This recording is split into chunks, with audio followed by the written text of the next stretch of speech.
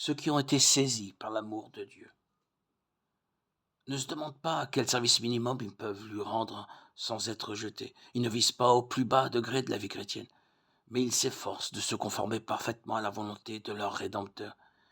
Ils vivent une vie d'amour au quotidien, remplie de la plénitude et la joie que le Seigneur Jésus-Christ insuffle dans leur cœur. L'Esprit Saint réside en eux. Ils abandonnent tout et ils manifestent dans la recherche des choses éternelles un intérêt et une ardeur proportionnée à la valeur de l'objet de leur recherche. Ils ont été conquis, acquis par le Seigneur, par l'amour que le Christ leur a offert. Ils deviennent le temple de Dieu par cet Esprit Saint qu'ils ont reçu, et sont emplis de cet amour, de cette bonté qui les anime et qui les pousse à poursuivre la route. C'est ce qui m'arrive depuis maintenant le 26 septembre 2019.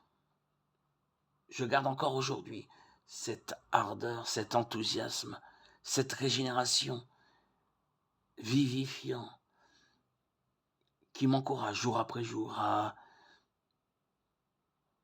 écrire, produire des vidéos, des audios, lire des commentaires bibliques, lire des textes, relire des livres que j'ai déjà relus, plus de 90 000 audios, faire des republications, parce que c'est tellement débordant, tellement régénérant de pouvoir lire la parole. Et mon temps, chaque minute passée, chaque seconde passée dans la méditation, dans la prière, dans l'étude de la parole, est un temps éternel, est un temps gratifiant. C'est si bon, si agréable de marcher selon l'Esprit, dans cet amour qui n'est pas de ce monde, cet amour de Dieu, cet amour de Christ, qui nous emplit des pieds jusqu'à la tête et qui nous vivifie et nous pousse sans cesse à aller de l'avant.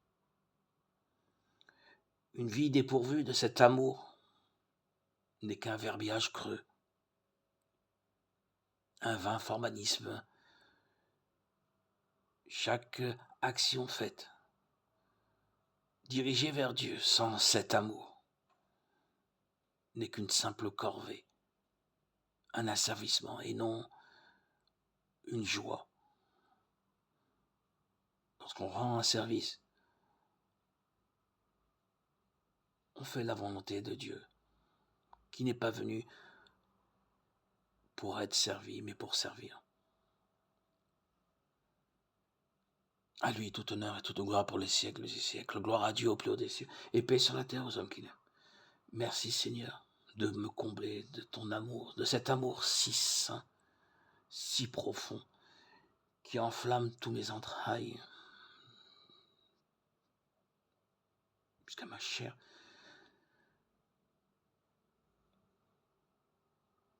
Jusque dans ma chair, ton esprit m'anime, m'enrichit, me vivifie, me fortifie, m'édifie, m'établit, me construit. Et je ne parle pas de ta paix ineffable, si profonde et si divine.